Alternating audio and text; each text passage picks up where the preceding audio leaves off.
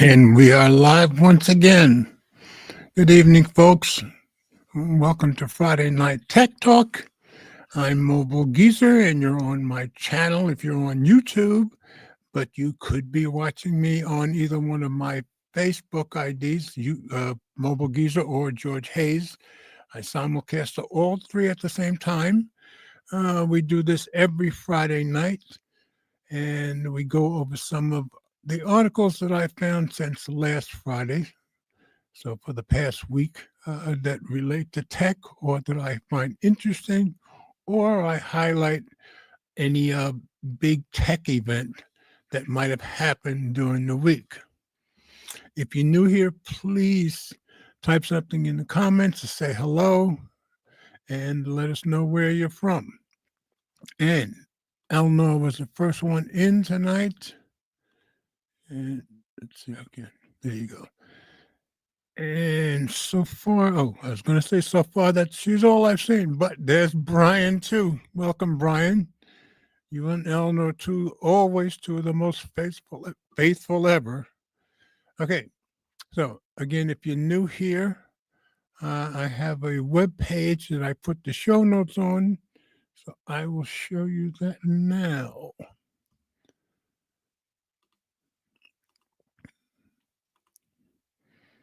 So if you go to mobilegeezer.wordpress.com, click on today's date.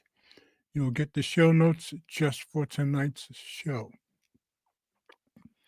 So as I do every week, I'll give you a little preview. Wow, Marilyn, good to have you here, Marilyn. Good to see you. Haven't seen you in a while.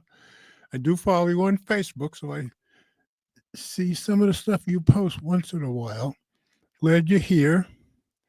All right, going to give you guys a little preview of what we're going to go over tonight, the articles that I found interesting. First of all, it seems that iOS 18.4.1 is actually bricking some iPhones. I found this story on Tom's Guide. And yes, I did do a video the other day telling you to update your iPhone now, which I have, because you were avoiding some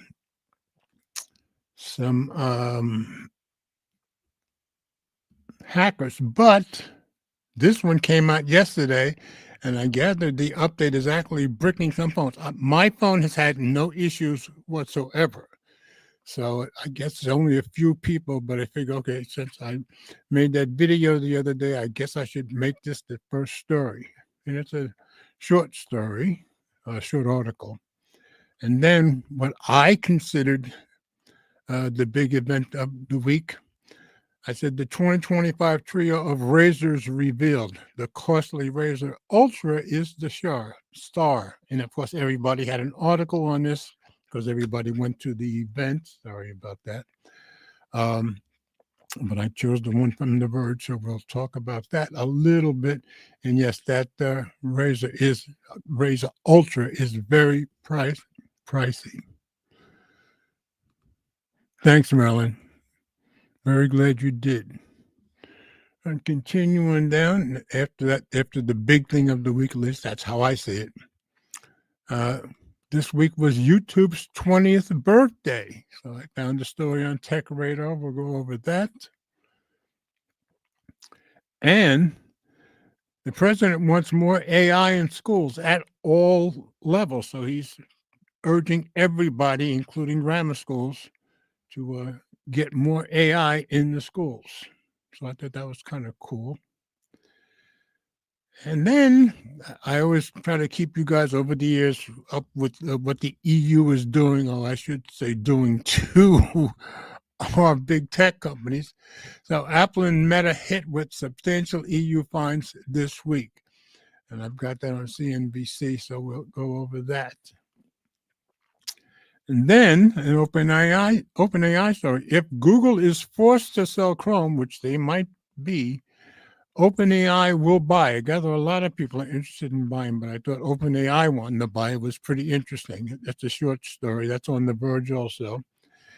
And lastly, also on The Verge, Ziff Davis Media suing OpenAI for copyright infringement. And of course, a lot of people are suing OpenAI because of the same thing, because they grab everybody's data and don't they do pay a few people, but not many. So they're known for ripping off people's data without paying it. So Ziff Davis, who owns CNET, PC Mag, and some others, decided to sue them over it. So those are the stories that I've got for tonight. I did remember to check to see if Ted sent me a message about not making it. He didn't send me a message. Maybe that means he'll make it as he did last week. So that's always a hope. Oh, and about every other week, I tell you which phones I carried to work with me today, and then I forget the other week. So this week I'll remember. And I'm having a Nothing Phone day. Nothing Phone 2, Nothing Phone 3A Pro. This was my main phone today, my backup. So I guess you could say I've got plenty of nothing, and nothing's plenty for me. I couldn't resist that. And I know you're all too young to know where that came from. That's George Gershwin from Porgy and Bess. That's how far back. That goes back before I was born, back to the 30s, as a matter of fact. And being a singer for as many years as I was, I know lots of old songs that just pop into my head out of nowhere. Okay, so Ted is not here. If by some miracle Will comes in, or even Mike by super miracle, I will let you guys know. But we will start with the stories for tonight. So let me go back to sharing screen.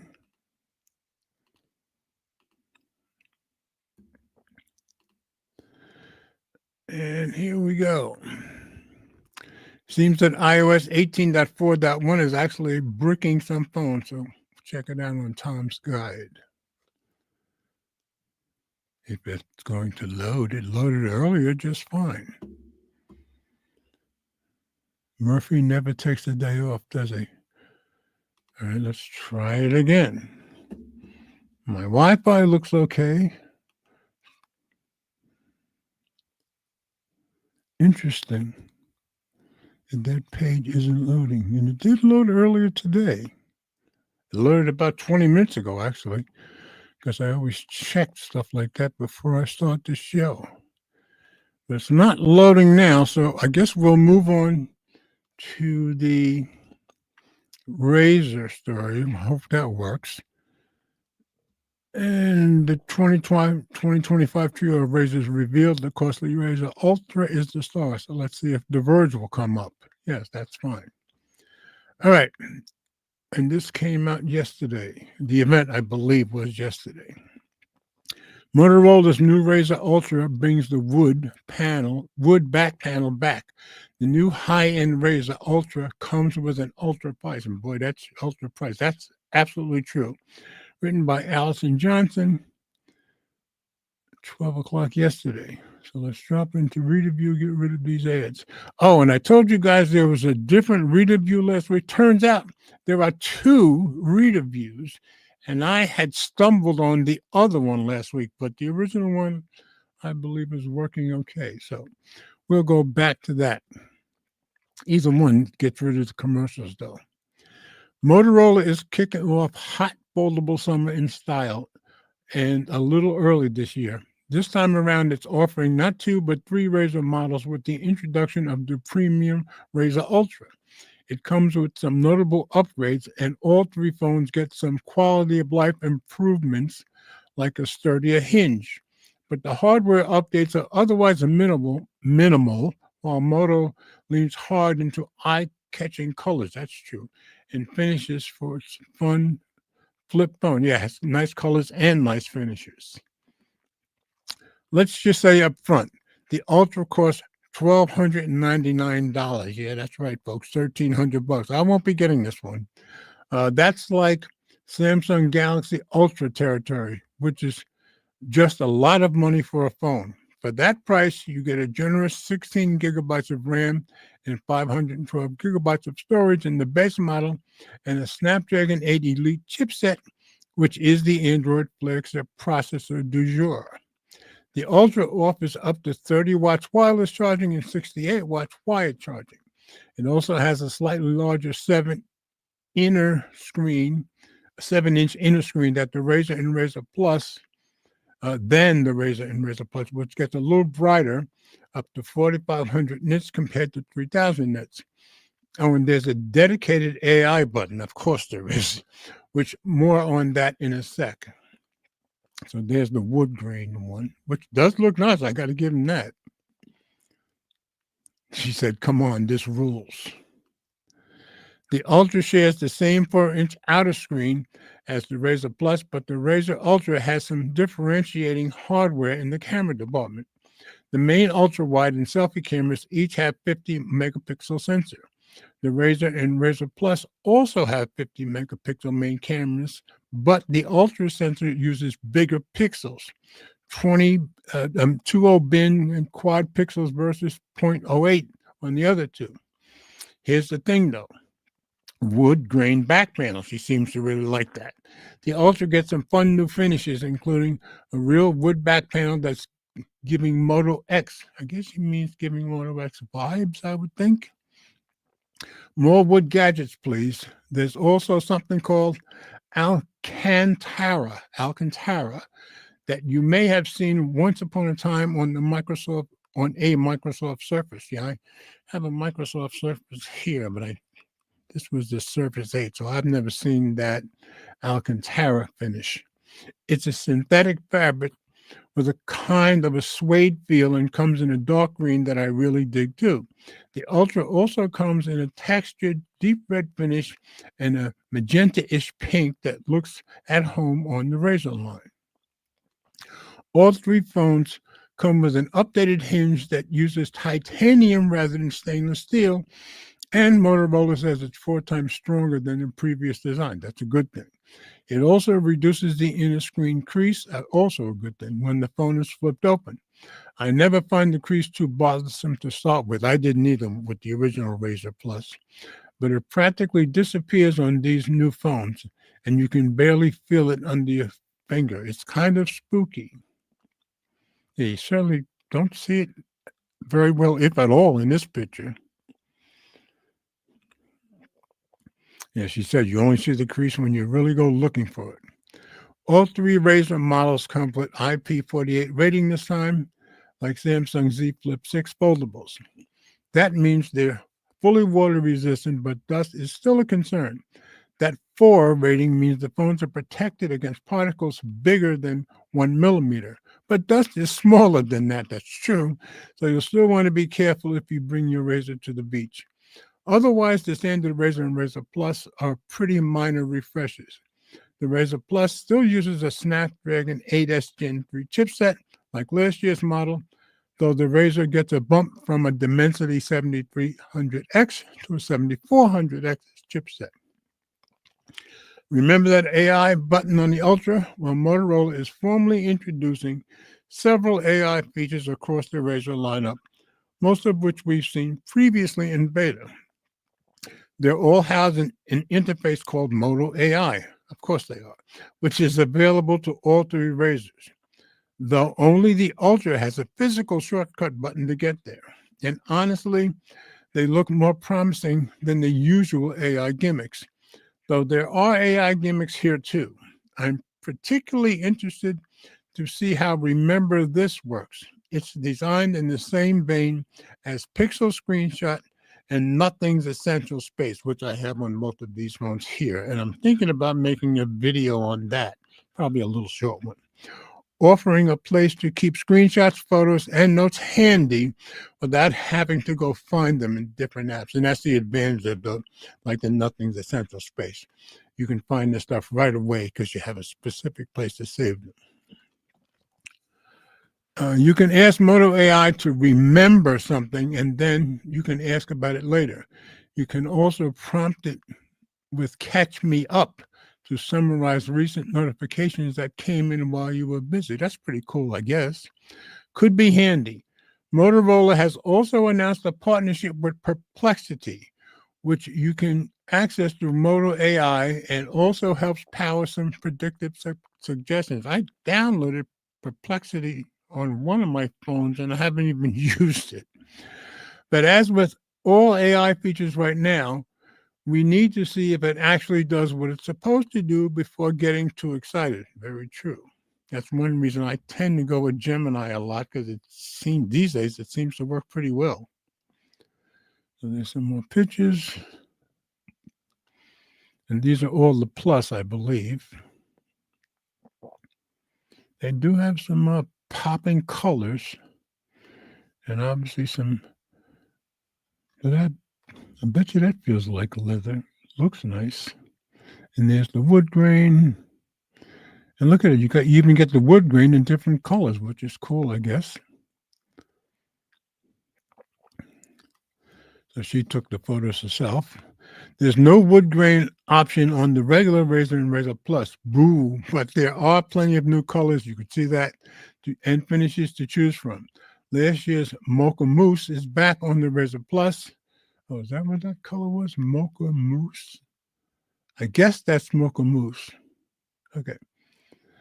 And the standard Razr comes in a fun minty green that kept catching my eye at Moto's launch event. The non-Ultra Razrs cost the same as their predecessors, $999 for the 2025 Razr Plus and $699 for the Razr.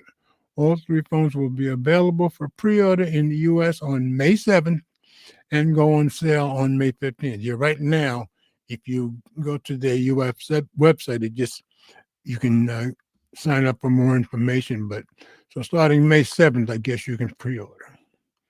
So I consider that the big presentation of the week. Ryan, let's see. Ryan says good storage capacity, but 1,300. I know, the storage is nice. I'm thinking if I ever get any of these, I'm going to go for the cheap one, because first time out, which was 2 years ago, I got the Plus. But I'm thinking if I get one of these, I'll get the plain model. And he says the wood grain looks cool. Yeah, the wood grain look cool. That Mocha one I thought looked pretty cool too. So that's it for Moto's presentation. Now I'm going to try to go back to the first story to see if that story will load. Let's see. Tom's got it. I never had problems with before. Oh, now it's loading. Okay, I guess we need to talk about Moto first. All right. iOS 18.4.1 update is reportedly bricking some iPhones. And like I said, I downloaded it on mine a week ago, I guess, and never had a problem. And I've been using my iPhone like normal. What You Need to Know by Scott Yonker, published yesterday. Should you hold off? And I guess based on this, you probably should. So let's drop into review. Okay. The latest version of Apple's iPhone's operating system, iOS 18.4.1, has been out for just over a week. Yeah, I loaded mine day one, so I guess I've had it over a week. And is widely considered a necessary update. Yeah, but you might want to hold off. The newest version fixes a pair of zero-day security flaws, and that's why we had the video telling you to update right away. But now I guess not. And Apple warned that it provided other important bug fixes. However, some iPhone owners are reporting that the iOS 18.4 update is bricking their phones. Yeah, that can't be any fun.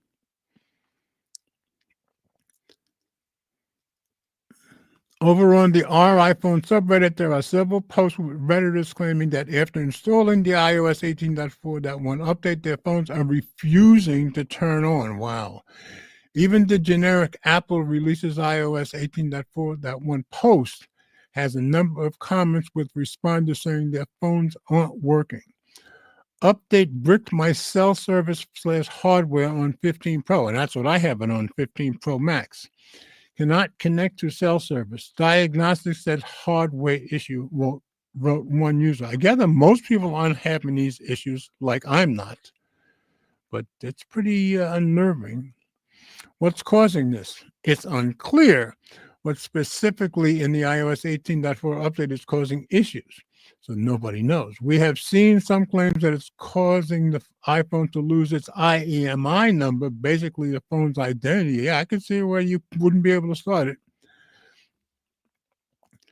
And okay. Losing that number means the iPhone can't boot up because it can't verify the device. Some said that Apple service centers were unable to restore their phones. That's really bad. I would think you're going to have to give those people new phones.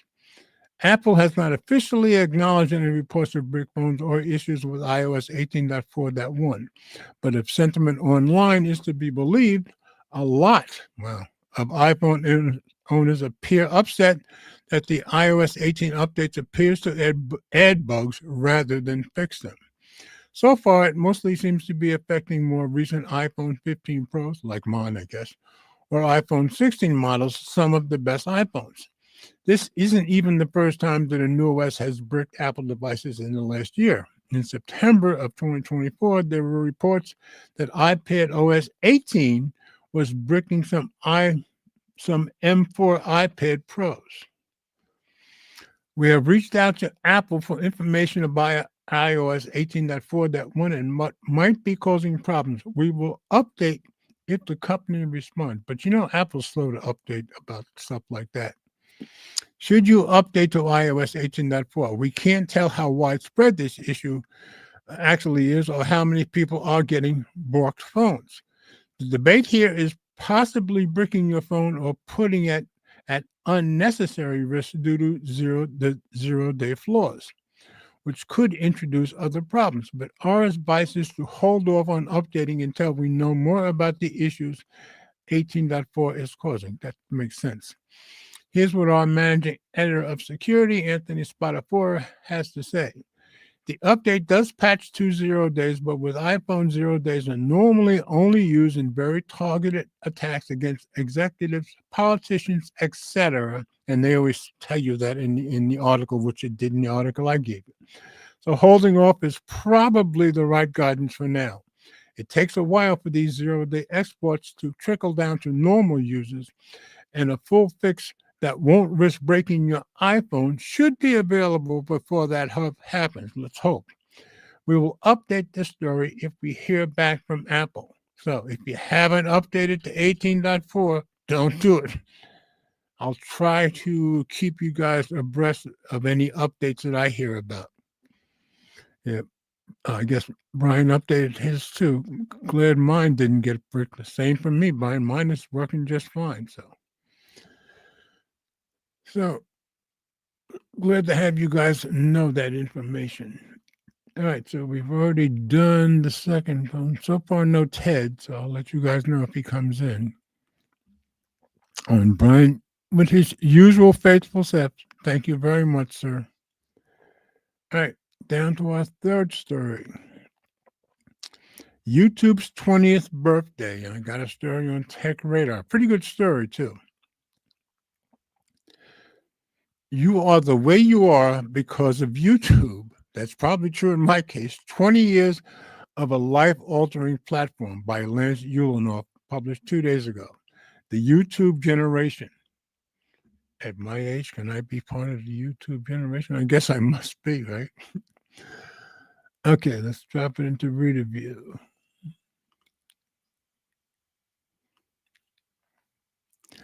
I remember life before YouTube and life after. In the 20 years since Jawed Karim posted that first Zoo video, yes, right, that was the first one, YouTube has become a dominant force in media creation and consumption.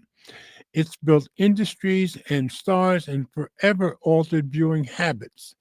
I'd argue it's the reason we now get most of our information from social video. It's true for me.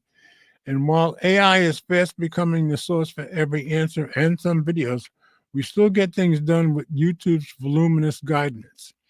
As a longtime technology journalist, I'm embarrassed to admit I was a little late to the YouTube revolution, waiting to post my first video until almost 18 months after the initial launch. That's right, I was way behind you, years. Even so, that first video made me a convert. I was so excited. I detailed the entire process in a PC Mag post. Now, as an aside, I happened to be working with Gemini the other day, and I asked it something about my channel, and I found out I've made over 1,500 videos. Didn't know that. So The video is in some ways emblematic. Oh, wait, did I say what he? That's right. He made that first video and he detailed in the Precinct Mag post. Right. So that was his first video. The video is in some ways emblematic of 2006's State of the Art a while ago. It's a silent, grainy 800 by 600 pumpkin carving animation. In hindsight, Ghost carves Halloween pumpkin, and that was the name of his video, looks awful, and yet it sets the template for a long and fruitful relationship, which even then featured many of the elements YouTube pros rely on today. That's the pithy and key title, and accurate if brief description. Thumbs up marks. Miraculously, no one gave me a thumbs down. Well, that's nice. And dozens of comments, including many that noticed my less than expert animation work. Now, keep in mind, this is 2006. In those early days, it wasn't entirely clear what YouTube was meant for. Even the crew that launched it, Chad Hurley, Kareem, and Stephen Chen, could not agree on where the idea came from. Now, keep in mind, this is before Google bought it. At the time, Kareem told USA Today that they wanted to build a platform where people could quickly discover highly publicized trending stories online. Others recall that the desire was a place where people could share videos of important life events. In a way, early YouTube is a reflection of all those intentions. Certainly, my own YouTube library, which is around 260 videos, is proof of that, because he's mainly a writer. It took me years to try my hand at becoming an official YouTuber, but only after I learned the craft by watching thousands of other people's pro-level creations. Yes, same here. There were, however, some who quickly recognized YouTube's storytelling potential. The breakthrough hit Lonely Girl 15 used YouTube's early confessional style to tell a complex story that for a time many people believed was real. The story ran on YouTube for a few years, but it was soon just one of many tales, and as I see it, lost among an explosion of YouTube talent that started using the platform as a way to convey lengthy monologues and details about their interest in science, technology, entertainment, DIY, and more. We're all made of stars. YouTube was the first media platform to lower the bar between film content and an audience. You no longer needed a TV network or film producer to greenlight your idea. If you could film and edit it, you could attract an audience. When my 40-second pumpkin animation was unexpectedly featured on YouTube's homepage, my views exploded. Good for him. The short video soon boasted well over 200,000 plays. I spent years trying to recreate that success, but that was another early lesson of YouTube. Virality is not promised. It tickles me when TikTokers moan about how the algorithm has abandoned them as if every video is supposed to hit 2 million views. YouTubers know all too well the vagaries of a platform and editors then and algorithms now. YouTube made stars of people like Justin Bieber and Shawn Mendes. Don't let people tell you that it was all Vine. YouTubers like MKBHD and iJustine have built and held onto enviably devoted audiences that I think most network television shows would kill for. Absolutely. If you want to have some fun, visit any of these YouTubers' pages, go to the video tab, and click on the oldest link to see their first YouTube videos. Now, MKBHD a couple of times over the years has gone back and showed his first video, and he always laughs at how bad it was. In the meantime, YouTube altered our viewing habits and may have helped smooth the way for streaming platforms like Netflix, which launched its streaming platform 2 years after YouTube.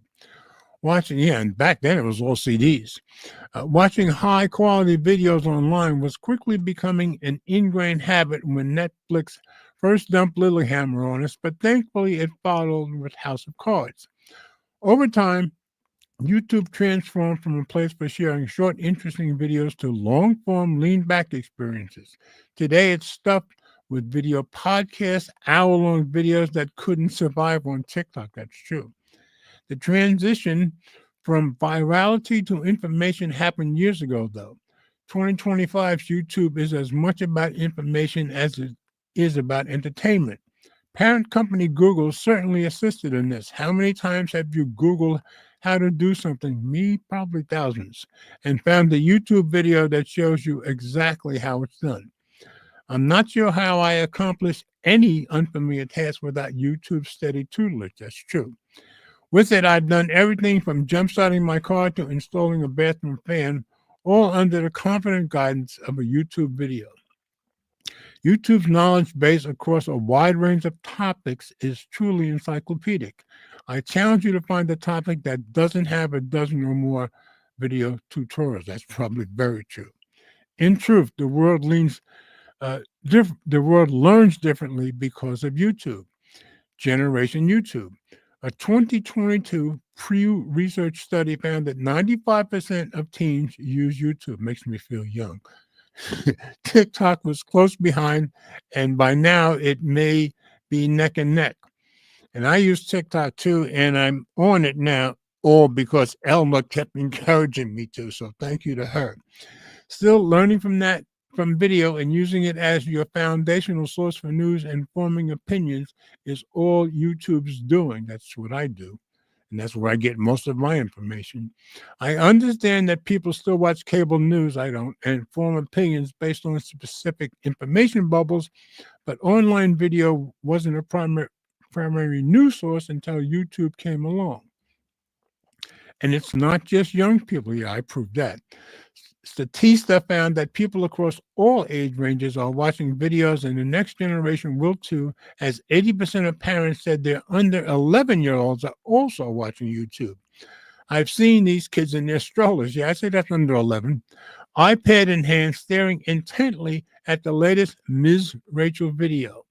And with YouTube entering its third decade, we are now living among adults who literally grew up with the platform. I didn't think about that until I read that line, and that's true, I guess. They've never known a world without YouTube, and their expectations for content are largely shaped by what they found there. My point is, we made YouTube, and then YouTube made us. Very good point. Happy 20th birthday, YouTube. So I thought that was a very well done article. All right, nothing else new in the comments, so we will continue on. Let me get a shot of my Coke. All these years, and I still love my original Coke.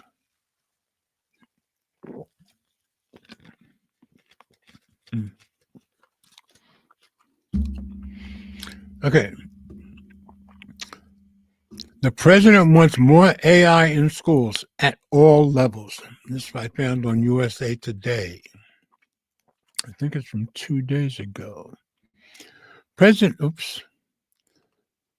Trump signs executive order boosting AI in K-12 schools. Trump's order directs the Federal Education Department, which I thought he was getting rid of, and the National Science Foundation to prioritize awarding grants and conducting research related to artificial intelligence. Written by Joe Garrison and Zachary Shermele, I guess, and 2 days ago. Let's go into review. And I believe that's Linda McMahon, who's in charge of the education. Okay, Washington. President Donald Trump signed an executive order on April 23rd, 2 days ago, at bringing an artificial intelligence into K-12 schools in hopes of building a U.S. workforce equipped to use and advance the rapidly growing technology. The directive, reported first by USA Today before Trump's signing, instructs the U.S. Education and Labor Departments to create opportunities for high school students to take AI courses and certification programs and to work with states to promote AI education. So we want K-12 and high school, so he wants it everywhere. Trump also directed the Education Department to favor the application of AI in discretionary grant programs for teacher training, the National Science Foundation to prioritize research on the use of AI in education, and the Labor Department to expand AI-related apprenticeships. Probably a good idea. This is a big deal because AI seems to be where it's at. So he says seems to be because they're telling him. Trump said before he signed the order in the Oval Office, and that's Linda McMahon who's in charge. The order, one of 7 education-related directives Trump signed April 23rd, underscores an area of bipartisan concern: how to best incorporate AI into teaching. Both Democrats and Republicans have expressed fears about American students falling behind other nations, particularly China, as technology becomes more advanced and integrated into the workforce. We have literally trillions of dollars being invested in AI, Trump said. Somebody today, a very smart person, said that AI is the way to the future. I don't know if that's right or not. Nobody knows if that's right or not. But certainly very smart people are investing in it. Very true. Pardon me. In addition, Trump's order creates a White House task force on AI education, which includes Education Secretary Linda McMahon and Labor Secretary Lori Chavez de Rima, and will be chaired by Michael Kratsios, I believe, director of the White House Office of Science and Technology Policy. The group will develop a presidential AI challenge, the White House said, which will highlight and encourage the use of AI in the classroom. The task force will also be responsible for establishing public-private partnerships to provide resources for AI education in K-12 schools. Other executive orders signed by Trump target so-called woke ideology. In the accreditation of universities, he's having a big fight with Harvard right now, reinforce laws requiring the disclosure of foreign gifts by colleagues in universities, and create a new White House initiative to support historically Black colleges and universities, or HBCUs. I went to one of those way back in the 60s. A bipartisan congressional report issued in December 2024 said K-12 educators need resources to promote AI literacy. However, it also acknowledged that AI in the workforce and schools must be deployed within the bounds of labor and anti-discrimination laws. Though conservatives and liberals agree on the need to embrace some aspects of AI in schools, they have clashed over the role of federal regulations in that process. Of course they did. AI will likely revolutionize the way students learn, but the federal government doesn't need to be involved, concluded a Republican recap from an April committee hearing on AI education. The Washington Post was the first to report on April 22nd, so 3 days ago, about a draft executive order circulating among federal departments to incorporate AI into K-12 classrooms. Trump's executive order instructs the Labor Secretary to financially incentivize AI-related apprenticeships. Apprenticeships have been widely embraced in recent years by Democrats and Republicans, including McMahon, as essential alternatives to college. The new White House initiatives comes after an embarrassing viral moment from McMahon. Yeah, this is funny. Who on April 8th confused AI with A1, a popular steak sauce. That's pretty funny. During a conference in San Diego. Initially, she used the acronym correctly, but stumbled as she continued her public remarks. That is funny. Shortly after his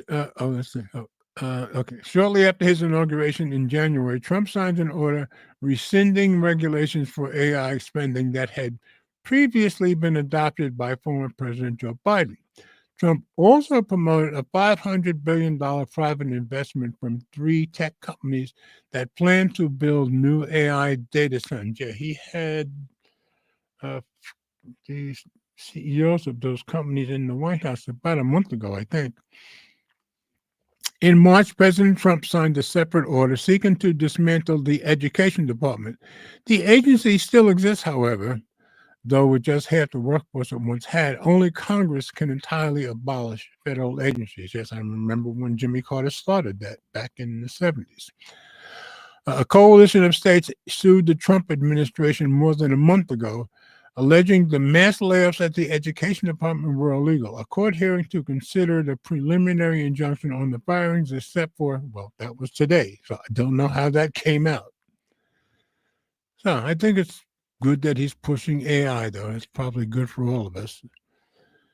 Okie dokie.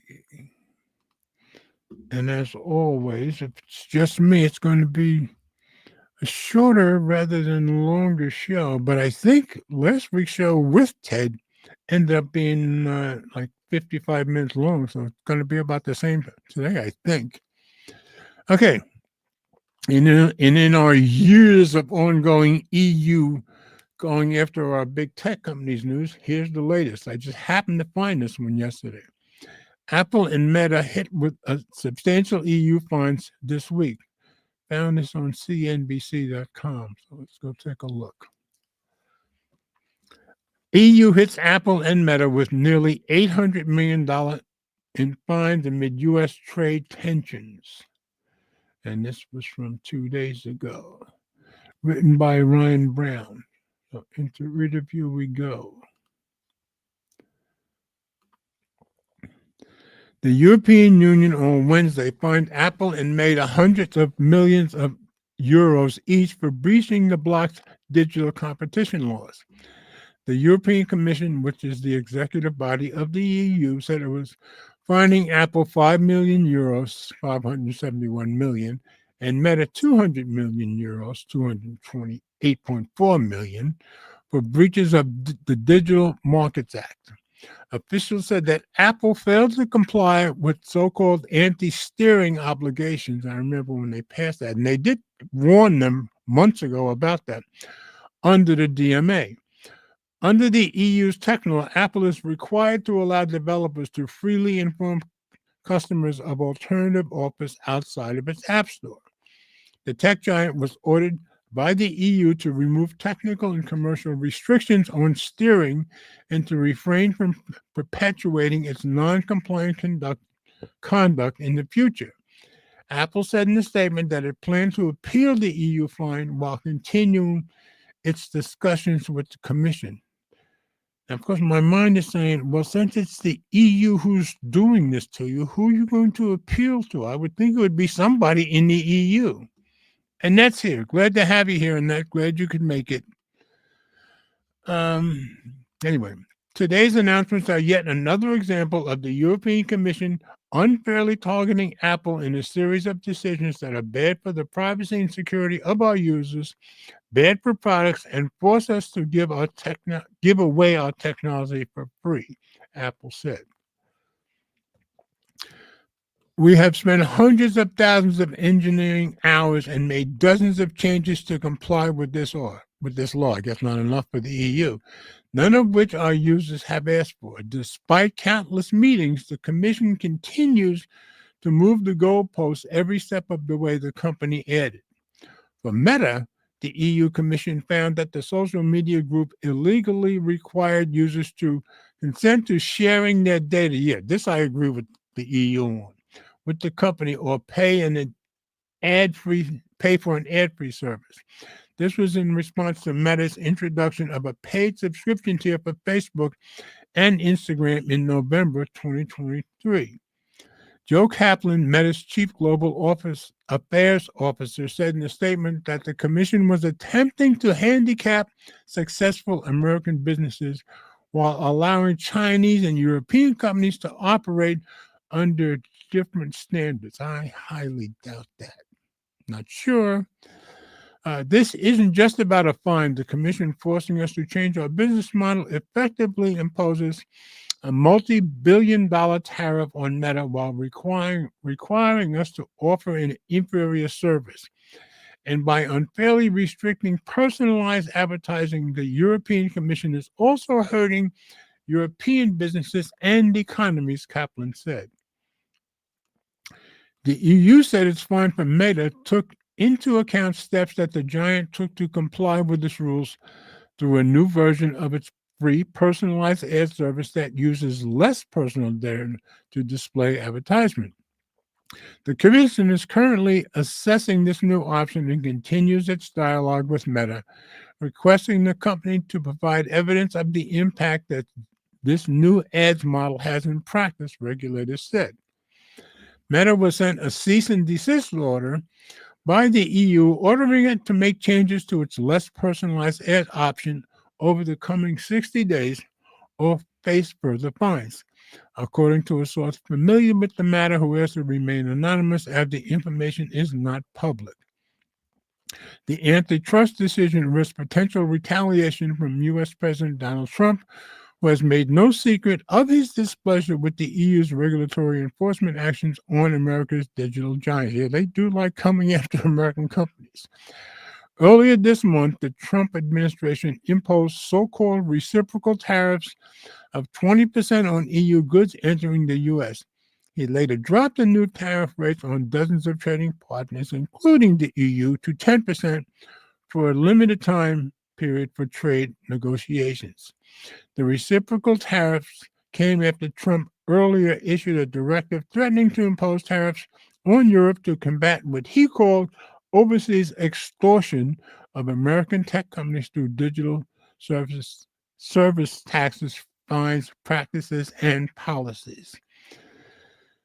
So both Apple and Meta got hit. The Apple one, I'm not so sure about. The Meta one, I think I agree with.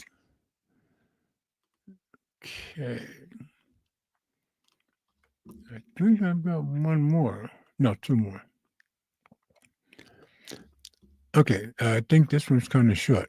If Google is forced to sell Chrome, OpenAI will buy. This was on The Verge. OpenAI tells judge it would buy Chrome from Google, a potential new home for Chrome if Google is forced to sell. And this was from the 22nd, so 3 days ago, by Jay Peters. Into review.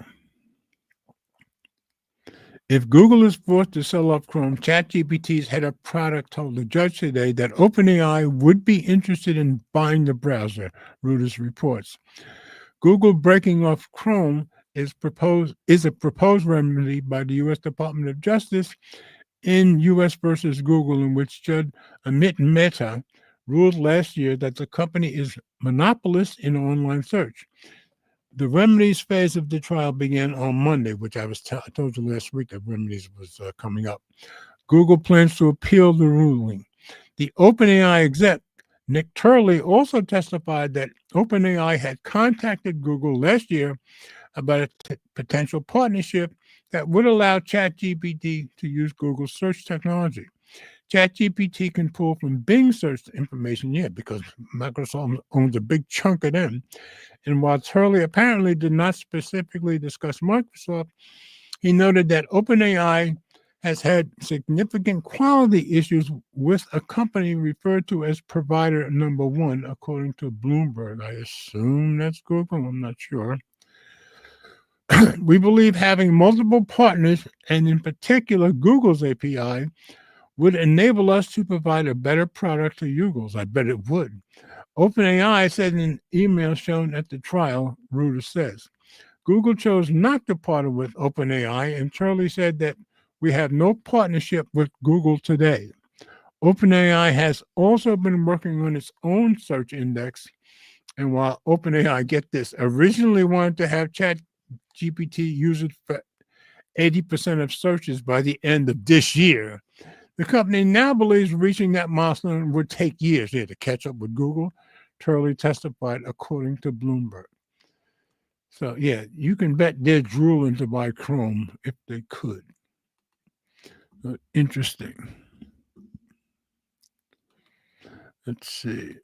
Brian said, I don't think AI is school. Oh, I guess he meant in schools will be that helpful right now. Yeah, but I'm thinking for kids, probably introducing them earlier rather than later is probably a good idea, because then it becomes part of what they know as they come up. So I still think it's probably a good idea. So I have one more. Once again, OpenAI. Now, of course, most of you probably know a lot of people have been suing OpenAI over them just snatching data without paying people. So this is the latest. Zip Davis Media, they own CNET and PC Mag, suing OpenAI for copyright infringement. Again on The Verge. IGN and CNET owner Zip Davis sues OpenAI. Zip Davis has accused OpenAI of copying work from the millions of articles its outlets publish every year. And I think OpenAI makes no bones about the fact, they steal all kinds of data and they don't seem to be bothered very much by getting sued. This was by Emma Roth from yesterday. So, interview. And this is my last story, I believe. Zip Davis, the owner of several digital outlets like CNET, PC Mag, IGN, and Everyday Health, is suing OpenAI over claims of copyright infringement as first reported by the New York Times. In the lawsuit, the digital media company accuses OpenAI of intentionally and relentlessly, I'm sure that's true, creating exact copies of its outlets' works without permission. Like I said, OpenAI doesn't seem to mind that people know they're doing it. The company also alleges that OpenAI trains its AI models on its work, despite Zip Davis instructing web crawlers not to scrape its data using a robots.txt file, adding that OpenAI allegedly removed copyright information from the content it sucks up. And see, the problem with if they take a robot.txt file and they bar that one from scraping data, but as a developer programmer myself, you could probably duplicate that thing and call it 10 different names and it would still grab all the data, even though the first one couldn't. Zip Davis currently owns more than 45 media brands and has over 3,800 employees, making it one of the biggest publishers to sue AI so far. In the lawsuit, the company said it publishes nearly 2 million articles every year and averages over 292 million user visits each month. Some outlets, including the Verge parent company Vox Media, the Associated Press, The Atlantic, the Financial Times, the Washington Post, have signed content licensing agreements with OpenAI, so OpenAI can take their data legally. However, Zip Davis is joining the New York Times, The Intercept, Raw Story, Alternet, and a group of Canadian media companies on the list of those suing OpenAI over copyright infringement. Like I said, they don't seem to care. Zip Davis alleges that OpenAI has copied, reproduced, and stored its outlets' work, which it uses to create responses in ChatGPT. Zip Davis has identified hundreds of full copies of the body text of Zip Davis works in merely the small sample of OpenAI's web text data set that it made publicly available, the company claims. Yeah, probably very easy to prove. Zip Davis is asking the court to stop OpenAI from exploiting its works as well as to destroy any dataset or models containing its content. I'll bet you ChatGPT wins that one just because who has the most money? ChatGPT helps embrace human creativity, advanced scientific discovery, and medical research and enable hundreds of millions of people to improve their daily lives.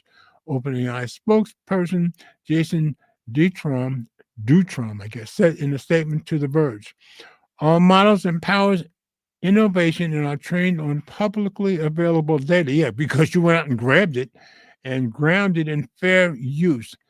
Zip Davis declined to comment. So another ongoing lawsuit. Well, like I said, I don't think OpenAI cares. So that's everything that I've got for you guys tonight. And it looks like I'm finishing just about the same time that Ted and I finished last week. Although I did have one more story, even though the last two stories were very short. So I hope you guys are liking some of the stories I bring you. I think most of them you probably wouldn't see everywhere else. So hopefully you're getting something fresh from me. And of course, the big story of the week was the Razors event, and if you've got $1,300 for a razor, feel free. So I hope everybody has a very blessed weekend, and we will see you next week. And if we get lucky, we'll at least get Ted. So let's always remember we all do better when we love each other. See you next week, folks.